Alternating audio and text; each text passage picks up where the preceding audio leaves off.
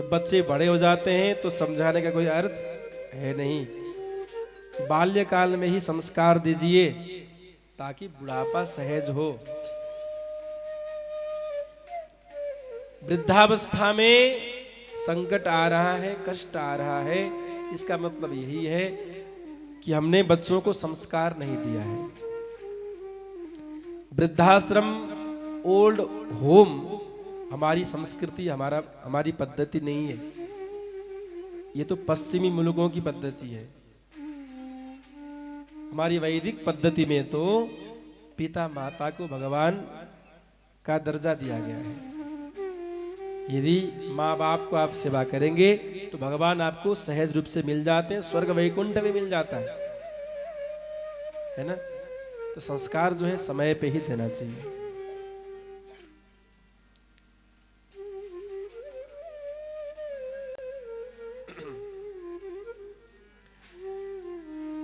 एक दिन धुंधुली जो है कष्ट को, अपमान को सहन न कर सकी और कुएं में गिर करके मर गई।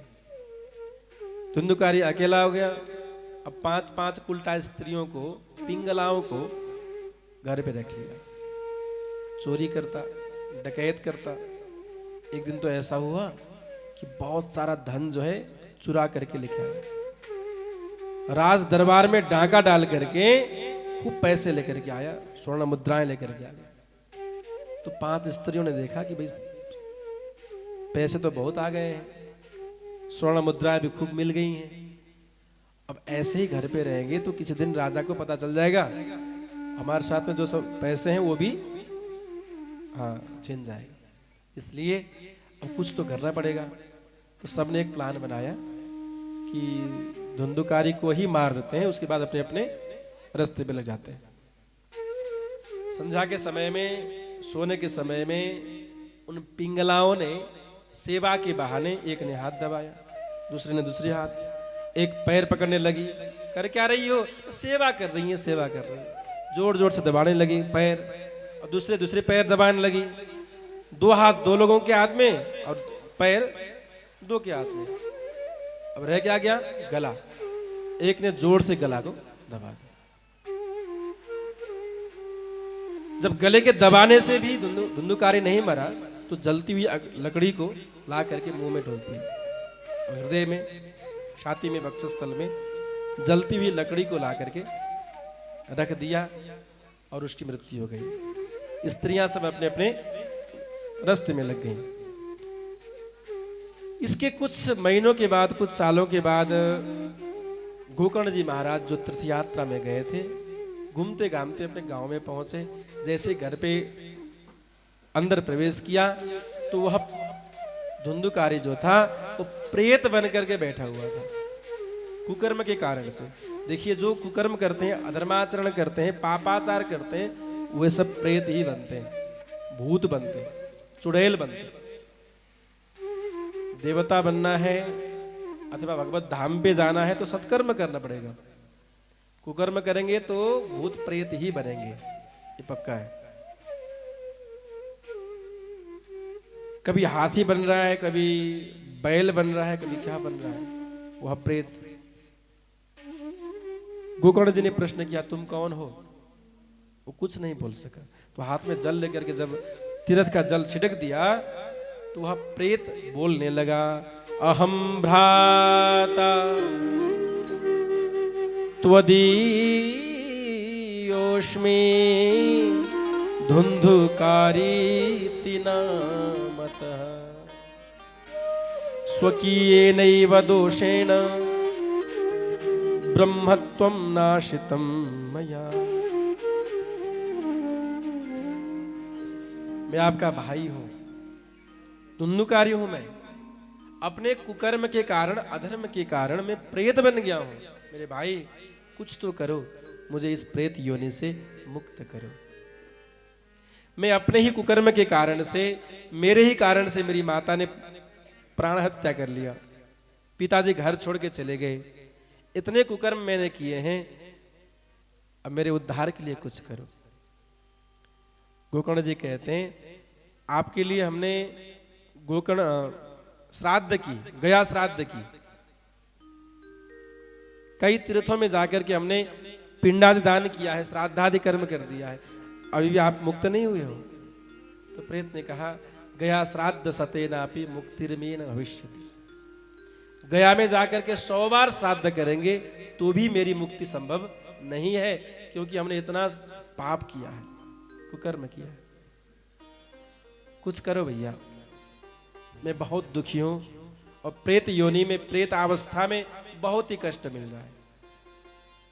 गोकर्ण जी ने कहा तुम चिंता मत करो, मैं कल सुबह ही कुछ उपाय ढूंढ लेता हूं। सुबह स्नानादि के बाद सूर्य भगवान को अर्घ्य देते हुए प्रश्न किया भगवान सूर्य नारायण से, गोकर्ण जी ने, कि प्रेत को उद्धार करने के लिए उपाय क्या है।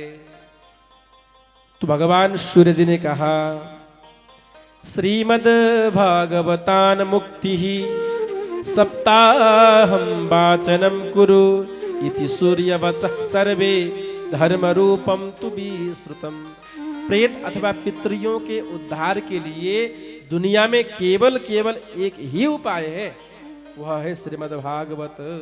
बोल भागवत भगवान की, जोर से बोलिए ना, भागवत भगवान की।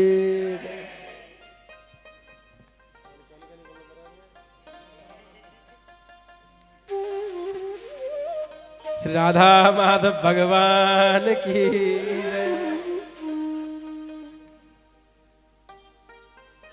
भागवत करने की बात हुई तो गोकर्ण जी महाराज जी ने भागवत जी की आयोजना की।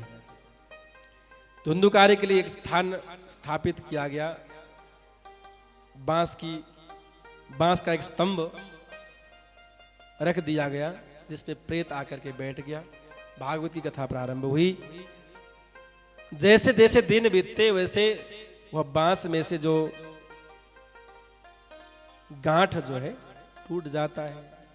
सप्तम दिवस में 7 वह छिद्र, वो गांठ जो है टूट गए और दिव्य पुरुष प्रकट होकर के सामने उपस्थित हो गए। भगवान के दूत पार्षद धुंधुकारी को लेने के लिए आ गए। गोकर्ण जी महाराज जी ने प्रश्न किया, कथा श्रवण करने वाले तो बहुत लोग हैं, पर मुक्ति धुंधुकारी को ही केवल क्यों? तो भगवान के पार्षदों ने बड़ी अच्छी बात कही। क्या कहा? श्रवणम तो कृतम सर्वे न तथा मननम कृतम श्रवणस्य विभेदेन फल भेदो प्रशंसितः। कथा तो सबने श्रवण की, पर कथा के नियमों को सबने पालन नहीं किया, इसलिए सबको मुक्ति नहीं मिली। धुंधुकारी ने श्रवण भी किया, मनन भी किया, चिंतन भी किया, निधिध्यासन भी किया और पुनरावृत्ति भी की। ये सब कथा श्रवण के नियम। कथा श्रवण करने के बाद चिंतन करना जरूरी है। आज कथा में जो कहा गया उसके विषय में चिंतन करना और पुनरावृत्ति करना, बार बार सोचना कथा में क्या कहा गया और उस विषय में पुनरावृत्ति करना पड़ता है। यदि विधि विधान से कथा श्रवण करेंगे तो आज भी विमान हमें लेने को आ सकता है। विमान का अर्थ है विगताः मानः। मान अपमान का भेद जिसके जीवन से निकल जाए वह विमान है। मान अभिमान से जो ऊपर उठ गया उसे समझ लीजिए विमान प्राप्त हो गया, अथवा उसके लिए स्वर्ग का द्वार अथवा वैकुंठ का द्वार जो है खुल गया। किसी ने प्रश्न किया, पहले तो विमान आते थे, अब भी क्या विमान आते हैं? भागवत सप्ताह के अंतिम दिन विमान क्या आते हैं? अब भी आते हैं, पर जाने के लिए कोई तैयार है नहीं। कई बार विमान आए और खाली खाली लौट गए, क्योंकि जाने के लिए मरना पड़ता है। यह पृथ्वी का नाम जो है मृत्यु लोक है, यहां से जाने के लिए मरना पड़ता है। भगवान के पास विमान लेकर के आ गए और पूछा कि कोई जाने के लिए तैयार हो, तो किसी ने भी, सबने मना कर दिया, नहीं हम नहीं जाएंगे, अभी तो बच्चे छोटे हैं, अभी तो घर बनाना है, अभी तो बहुत सारा काम पड़ा हुआ है, अभी नहीं जाएंगे। तो कई बार विमान वापस चले गए, इसलिए अब आना ही बंद कर दिया। किसी का विशेष डिमांड हो तो हो सकता है विमान आ जाए। कोई है जो जाने के लिए तैयार हैं? हम तो जाएंगे नहीं। आप में से कोई हो तो बताइए। सप्ताह 7वें दिन विमान आ जाए, फिर ये मत कहना कि भाई कथा के बीच में चले गए, कथा के अंतिम दिन चले गए। हम तो 100 साल के बुजुर्ग भी कोई मर जाते हैं तो भी महीने भर रोते रहते हैं कि चले गए जी, चले गए जी, चले गए। मरना ही पड़ता है जी, बिना मरे तो यहाँ से यात्रा प्रारंभ नहीं होती है, ठीक है ना। तो अब विमान आए या ना आए, हमारे जीवन से अभिमान निकल जाए, है ना, स्वभाव भगवान के भक्तिमय बन जाए, यही काफी है। भक्तवत्सल भगवान की। पुनः सारे ग्रामवासियों ने कहा कि धुंधुकारी के लिए तो विमान आ गया, अब हम लोगों को भी जाना है, वैकुंठ जाना है। तो गोकर्ण जी ने पुनः भागवत की कथा आयोजना की। दूसरी बार सबने बड़े प्रेम से, नियम से भागवत की कथा श्रवण करी। दूसरी बार विमान ही नहीं, साक्षात हरिराविर बभूवः, साक्षात भगवान ही प्रकट होकर आ गए। क्योंकि सब गांव वासियों ने बड़े प्रेम से कथा श्रवण किया था। विमान लेकर के साक्षात भगवान प्रकट हो गए, भगवान के पार्षद भी प्रकट हो गए। प्रहलाद तालधारी तरलगतया चोद्धव कामशधारी वीणाधारी सुदर्शी स्वर कुशलतया राग करता अर्जुनो भूत। सब भगवान के प्रहलाद आ गए, उद्धव आ गए, देवर्षि नारद जी प्रकट हो गए। सब भगवान के पार्षदों ने बड़े प्रेम से गाया और भगवान की महिमाओं को चिंतन किया। भक्तवत्सल भगवान की। तो कथा श्रवण करने का भी कुछ नियम विधि आगे जाकर के महात्मा के 6वां अध्याय में वर्णन करते हैं। सप्ताह का नियम क्या है? 7 दिन तक हो सके तो फलाहार ग्रहण करके कथा श्रवण करना चाहिए, हो सके तो। यदि फलाहार ग्रहण से शरीर में शिथिलता आ रही है और पर्याप्त मात्रा में ऊर्जा नहीं मिल रहा है अथवा कथा श्रवण करने में विक्षेप हो रहा है, तो शुद्ध आप जो है रोटी कथा के बाद ले सकते हैं। एक बार सुबह कुछ फलाहार ग्रहण किया, फल दूध ले लिया, काजू बादाम ले लिया थोड़ा बहुत, उसके बाद जो है शाम को रोटी सब्जी आप लोग ले सकते हैं। यदि एक बार भोजन करने से भी मन तृप्त नहीं हो रहा है तो आप बार बार कर लो, कोई दिक्कत नहीं, पर कथा श्रवण करो, यही नियम है। अरे कहा गया है एक बार ही भोजन करना है, कौन कथा श्रवण करे, कौन सप्ताह लगाए, भाई भूखे रहना पड़ता है। इसलिए कथा कराइए, खूब कथा कराइए। तो नियम तो हम बताएंगे और नियम जितना आप लोग कर सके उतना करिए, ठीक है ना। शयन करना है जमीन में, खाट पे, बिस्तर पे, पलंग पे नहीं। यजमानों के लिए विशेष नियम है, जमीन पे शयन करना है। ब्रह्मचर्य में रहना है कम से कम 7-8 दिन पर्यंत,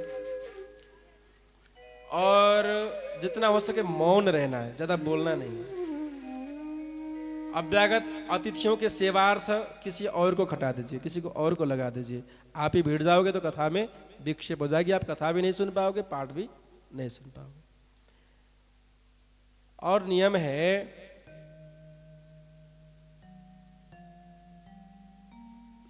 यथेष्ट पर्याप्त मात्रा में लोगों को निमंत्रण करें, सबको बुलाएं, ताकि आपके घर पे आयोजना की गई भागवत में बहुत से बहुत लोग आएं और कथा का आनंद ले सके। निमंत्रण भी सबको, आसपास के लोगों को, पड़ोसियों को, अपने परिवारजनों को, परिकरजनों को निमंत्रण देना। और भागवत में तो यहां तक लिखा गया है कि सप्ताह में कितना खर्चा करें। विवाहे यादृशम वित्तम तादृशम परिकल्पयेत। यजमान जी ध्यान देके सुनिएगा, कितना खर्चा करें तो विवाहे यादृशम वित्तम। अपने घर पे शादी होती है, विवाह होता है, बेटी के विवाह में जितना आप खर्चा करोगे उतना खर्चा सप्ताह में करना जरूरी है। इसका मतलब है खूब दिल खोल के खर्चा करिए। राधे राधे कहेंगे सब लोग और जोर से कहिए। विवाहे या दृश्यम वित्तम, तो सप्ताह कथा अथवा पुराण घर पे लगाने वालों को इतना कम से कम ध्यान रखना चाहिए कि हम कथा अथवा यज्ञ लगा रहे हैं तो कम से कम खर्चा तो होना ही होना है, वो तो होगा ही। शुद्ध भोजन, शुद्ध आहार, शुद्ध सोच, शुद्ध स्वभाव और मौन व्रत आवश्यक है। भागवत महात्म्य यहाँ पूर्ण हुआ। आइए प्रथम स्कंद में प्रवेश करते हैं भगवान नाम कीर्तन के साथ। अब देवी जी भी सत्य हैं, राम जी भी सत्य हैं, श्याम जी भी सत्य हैं, शिव जी भी सत्य हैं, सूर्य जी भी सत्य हैं। तो दुनिया में जितने भी भगवान हैं सब सत्य हैं। अपने भगवान को असत्य कौन समझता है? तो यहाँ वेदव्यास जी महाराज ने बहुत ही चालाकी से सभी देवी देवताओं को एक ही श्लोक में वंदन किया, क्योंकि सबकी वंदन शुरू करेंगे तो एक भागवत जी तो पूरा भर जाएगा। हमारे वैदिक परंपरा में 33 कोटि देवता हैं, इस सबकी वंदन की जाए तो भागवत से बड़ी तो ग्रंथ प्रार्थना की बन जाएगी। इसलिए एक ही श्लोक में सबका वंदन किया। सत्य स्वरूप परमात्मा जो हैं उनको हम सब क्या करते हैं? वंदन करते हैं। राधे राधे कहिए सब लोग। जन्माद्यस्यतः, जिन भगवान की कृपा मात्र से जगत की उत्पत्ति स्थिति होती है और लय प्रलय होता है, जिन भगवान की कृपा से हम सब पैदा होते हैं, हम सब अपनी इच्छा वर से, अपने चाहने वर से पैदा नहीं हुए हैं। भगवान की इच्छा, भगवान की कृपा है। मातृगर्भ में पितृरज से प्रविष्ट करते समय करोड़ों जीव प्रविष्ट होते हैं। विज्ञान भी ये कहता है करोड़ों जीव एक साथ प्रविष्ट होते हैं। उसमें से भगवान ने हमें चुना है कि नहीं? करोड़ों जीव जब मातृगर्भ में प्रविष्ट करते हैं तो वहां पे एक आपस में द्वंद्व होता है ना? लड़ लड़ के सब जब अंतिम में दो रहते हैं, ऐसा कुछ है। डॉक्टर कौन सी है? आपको बड़ी समझ में आता होगा इस विषय। हमने जो सुना है शायद विज्ञान में भी यही है कि अंतिम में जो दो जीव शेष रहते हैं, यदि दोनों मजबूत हो गए तो दो बच्चे एक ही साथ पैदा होते हैं, जुड़वा, डबल। और अधिकांश यही होता है कि एक ही जीव शेष रहता है तो वो प्रकट होके आता है, जन्म लेता है। तो हम सब लोग लाखों करोड़ों में से एक हैं, ऐसा वैसा मत समझिएगा। भगवान ने हमें चयन किया है और विशेष कारण से इस पृथ्वी में भेजा है कुछ करने के लिए। तो जन्माद्यस्य यतः, जिन भगवान की कृपा मात्र से हम आपकी जन्म होती है। अन्वयादि तरतः, अर्थेषु अविज्ञः, जो भगवान जो ब्रह्म परमात्मा है ना, हर कार्य करने के लिए विज्ञ है, ज्ञाता है। स्वराट, स्वयं विशद है, विशाल है, स्वयं प्रभवान है। तेने ब्रह्म हृदय आदि कवये मुह्यन्ति यत्सूरयः, वही ब्रह्म परमात्मा ने आदि कवि ब्रह्मा जी को तत्व ज्ञान वेद ज्ञान प्रदान किया, जिसको श्रवण करके कवयः अपि मुह्यन्ति, बड़े बड़े विद्वान भी मोहित होते हैं। ऐसे भगवान धामना स्वेन, अपने ही प्रभु के द्वारा, अपने ही सामर्थ्य के द्वारा, निरस्त कुहकम, दुनिया के सब कुहक अंधकारों को जो नष्ट कर देते हैं, ऐसे भगवान को आप और हम सब लोग जो सत्य स्वरूप परमात्मा हैं उनको वंदन करते हैं। राधे राधे। प्रथम श्लोक का अर्थ यही है। यहां तो सत्यम परम धीमहि कह दिया, दसम स्कंद में जाकर के फिर धीमे से कह दिया कि वह सत्यम परम धीमहि जो है ना, जिनके विषय में मैंने चर्चा की है, वो तो कृष्ण है, वो तो परमात्मा है। दसम स्कंद में गर्भ स्तुति में कह दिया। और यहां तो नहीं कहा, आगे जाके कहते हैं सत्य व्रतम सत्य परम त्रिसत्यम सत्यस्य योनिम निहितम सत्ये सत्यस्य सत्यम मृत सत्य नेत्रम सत्यात्मकम त्वाम शरणम शरण्यम। सत्य स्वरूप जो है वह कृष्ण है, ब्रह्म है, परमात्मा है, उनको हम वंदन करते हैं। गोस्वामी तुलसीदास जी महाराज जी ने भी कहा, सत्य क्या है? सत्य ब्रह्म है, सत्य ही धर्म है। दूसरे श्लोक में धर्म के विषय में विवेचन किया गया कि भागवत जी में कौन सा धर्म के विषय में व्याख्यान दिया गया है। तो कहते हैं अत्र निर्मत्सराणाम सताम धर्म प्रोज्झितः, मात्सर्य रहित धर्म का व्याख्यान भागवत जी में बताया गया। मात्सर्य क्या है? मात्सर्य है मतलब ईर्ष्या करना, दाह करना, वही वनस्यता करना, दूसरों के प्रगति में उन्नति में जलन करना, इसे कहते हैं ईर्ष्या अथवा राग, मत्सरता। उसने कैसे कर लिया, उसने कैसे कमा लिया, अरे वो डॉक्टर कैसे बन गई, वो इंजीनियर कैसे बन गई, पढ़ाई लिखाई में तो ठीक ठाक ही थी, डॉक्टर बन गई।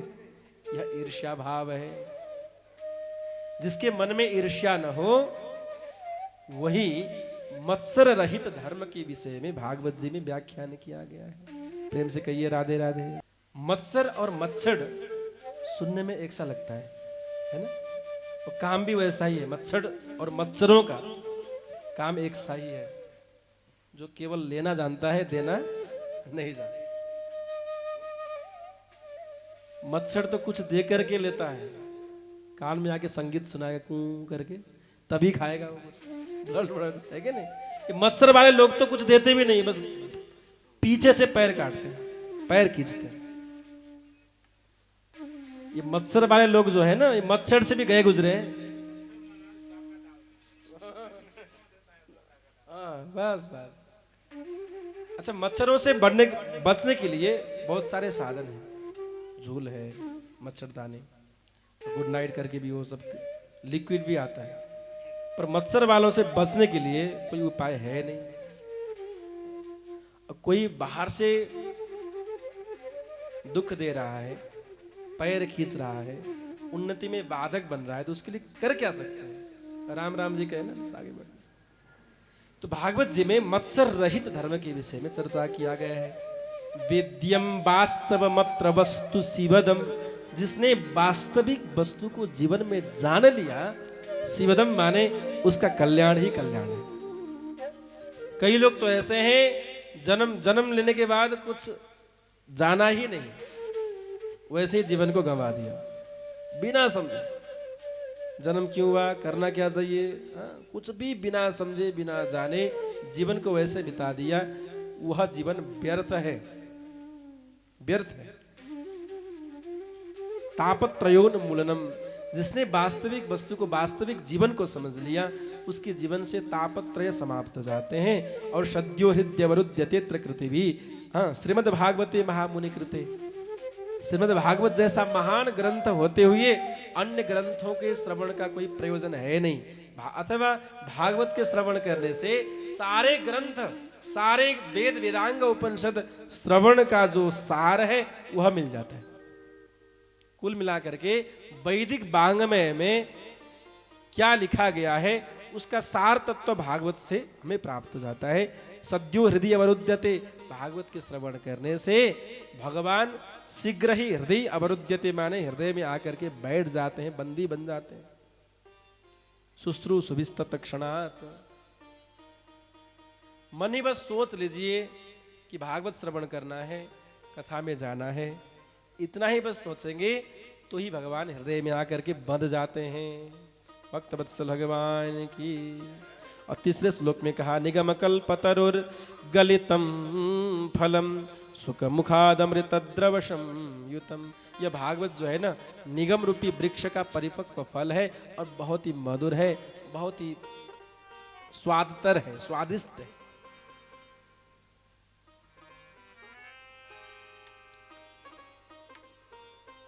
फल देखने में तो सुंदर है, पर इस पे रस है कि नहीं, स्वादतर है कि नहीं, मीठा है कि नहीं, यह देखने में पता नहीं चलता। यह कहते हैं भागवत भी एक फल है, पर इसमें गारंटी यह है कि इसमें रस ही रस है, मधुरता है। इसका प्रमाण क्या है? कहते हैं सुखमुखात, कि भागवत जी के भागवत रूपी फल को जो है ना, सुखदेव जी ने चीख करके छोड़ दिया है। किसी भी फल को पक्षियों ने चोंच लगाया हो, उसके बाद में कुछ बचा हुआ फल हो तो वो स्वादतर ही रहता है, स्वादिष्ट ही रहता है, मधुरतर रहता है। वैसे ही भागवत रूपी फल को भी सुखदेव स्वामी जी ने खा करके अथवा चख करके समाज के लिए प्रदान किया है।